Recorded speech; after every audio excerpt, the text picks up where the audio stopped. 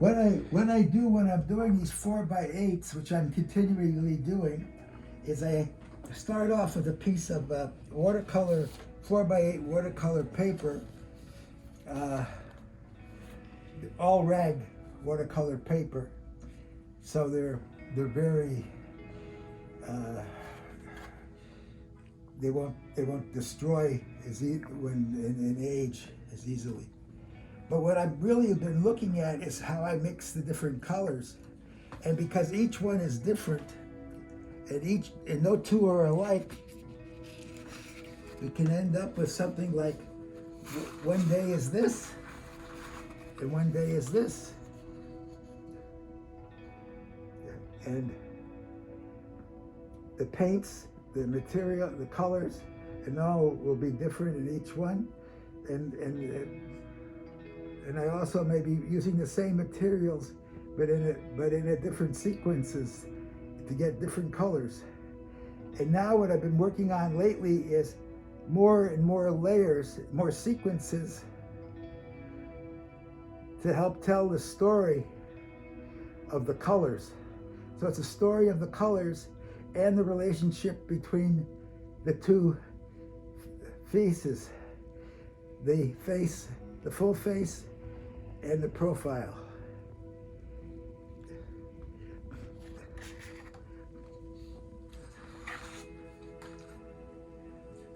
Multicolor grays, making blacks and silvers, and then adding blacks to the silver, getting another grays. So in this process, it allows me to just keep expanding my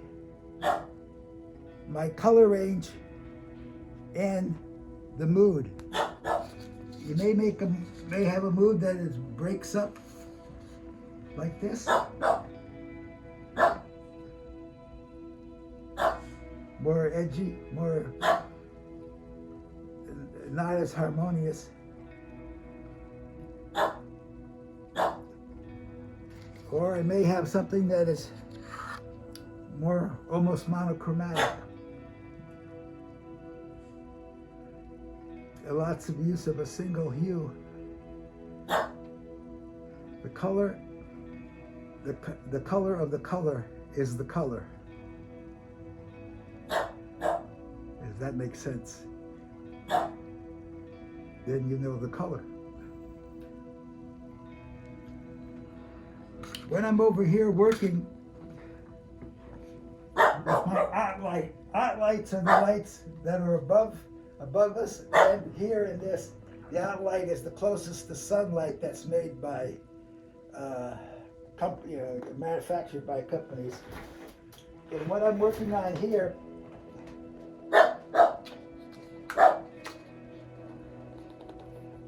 is looking at the pearlescence. We can get the pearlescence of that blue, and that blue by itself without the whites and the lights in it. And that green background with that texture made from paper towels. And putting that earthy color below, even though the earthy color is made up of orange and green, making that brown.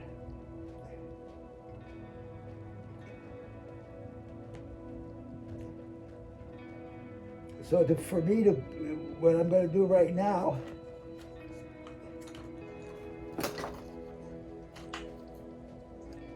it's going to take some acrylic ink, black acrylic ink from F&W,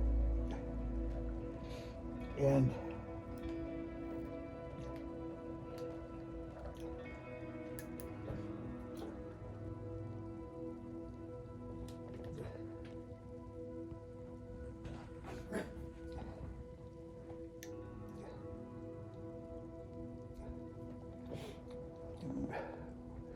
with a natural hair brush,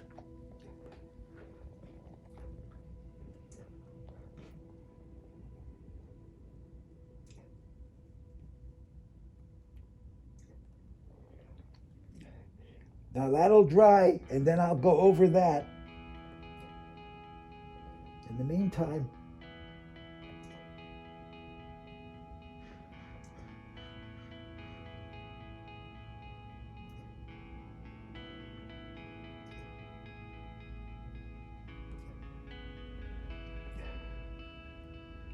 putting a little more emphasis on the bottom half of the profile. The profile is an important part of the setting the character of the shape of the human face. Profiles come in all sizes and shapes, as everybody comes in all sizes and shapes. Everybody's got different noses, different parts. But the fun for me is to play it as a shape against the other shape, that is the shape of the frontal view. And now lately I've been turning the frontal view a little bit so it's got a slightly not direct head-on view.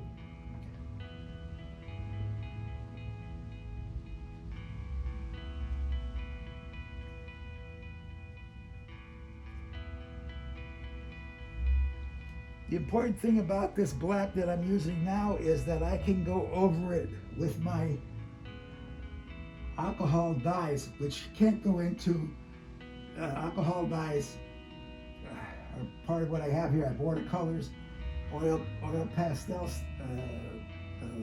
sticks. I have acrylic inks. I have acrylics. I have not dye dyes, but hydrous dyes, and some Japanese sumi colors, and my black ink being acrylic, because the aniline dyes cannot go over an absorbent surface. So it's important to me that when I'm using the aniline dyes, I have the surface is sealed with acrylic or some other sealed process.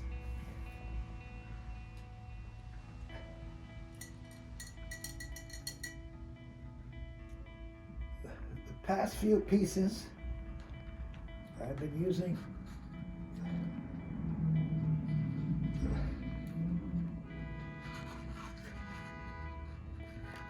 like in this one, I also use the liquid graphite, or what they have in Australia they call the liquid pencil, and it has various shades of like a graphite pencil, except they're liquid, and I can put them in areas where I want the grays to be dark, very dark grays, and through here, and make a texture with the paper towel, lightening it up. The important thing about the liquid graphite, it gives me different shades, pencil shades, but in a liquid form, so I put it on with a brush.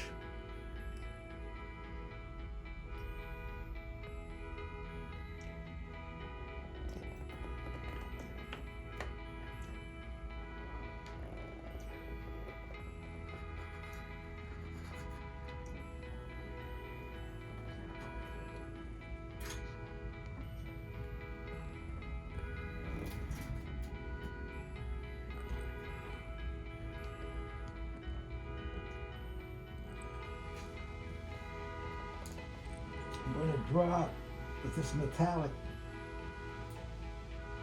they call sand paint, or it's really acrylic, with finely ground acrylic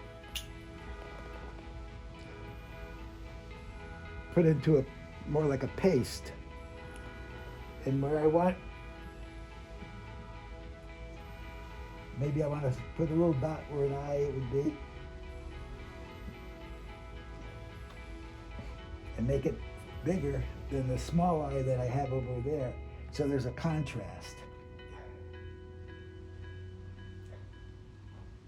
Again, different textures, different colors makes for different ways of seeing. And as I always say, I don't want any two like the last one I did. So I could sit here all day and keep playing with all these different materials.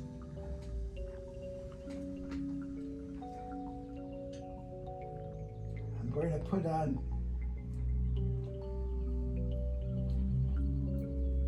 some alcohol ink.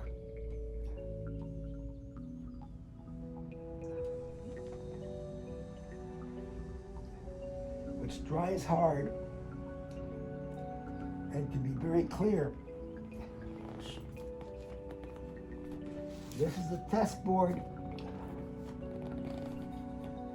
and those two are alcohol inks, and a very little amount. This is this, and this up here is an acrylic ink, and it looks like it's a different yellow. I think it's a different yellow, but they both have the same label for the color. This again is the alcohol ink. So I'm going to take the alcohol ink,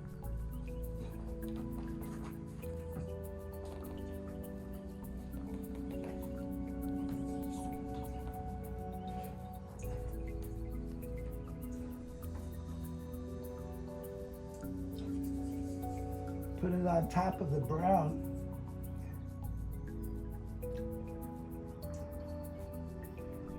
and get a more reddish brown that'll actually work like a black ink.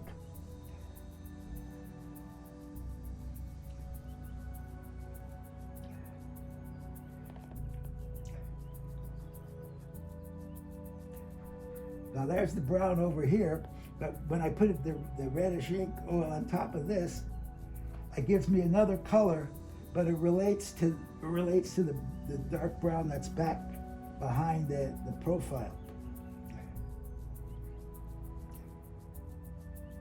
I'm going to take the reddish ink and emphasize the profile with it.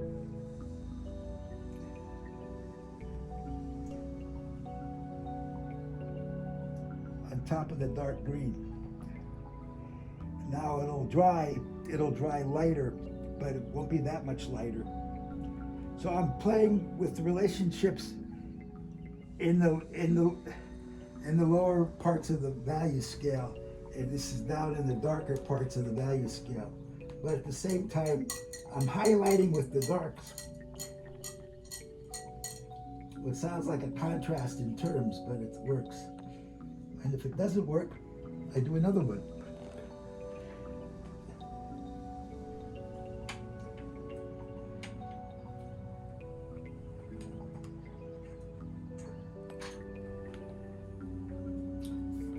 Okay, now I've decided I want to take some of this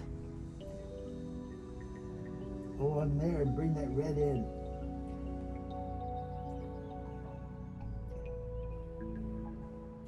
Into that shape, and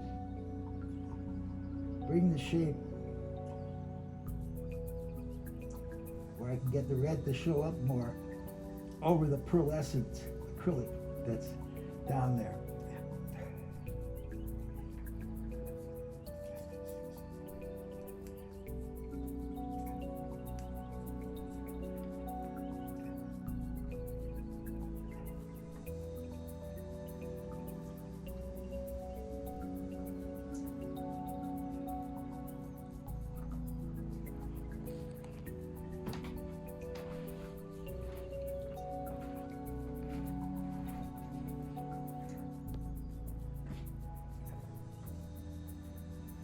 Going back to that idea of the reddish dark, but not all over it. So I have some of it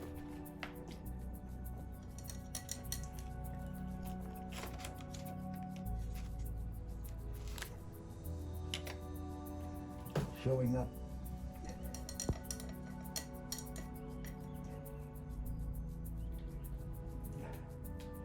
I'm going to use the reddish ink again, this time tying it up here. And you can see how red it is when it's on a lighter surface.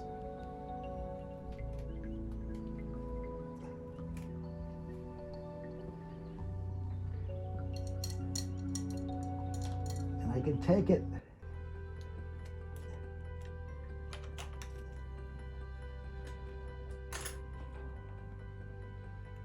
and using a different watercolor brush, I could take it and blend.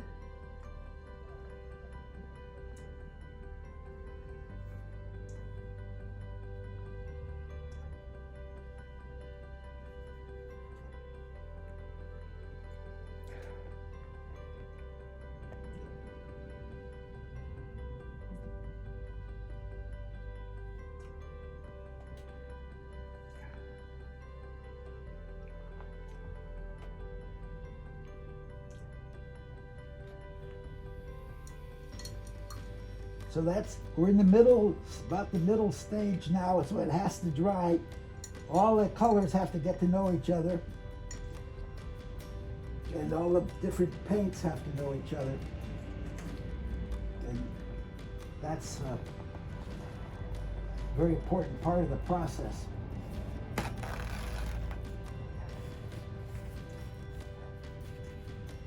I'm going to lighten this up more so I can balance it off with that. But right now I want to see where the darks are settling, because we're making darks on darks. We're getting a different kind of a dark, and we have to see how it settles. How the colors talk to each other, how they get along.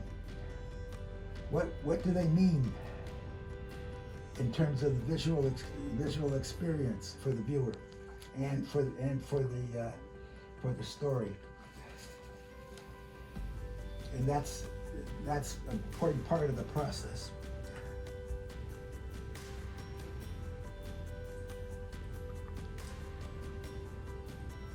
Mixing colors that don't necessarily mix well.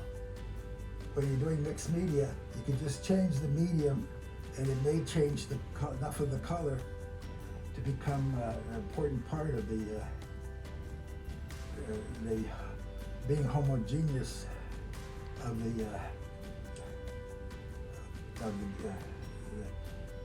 the dialogue between the colors.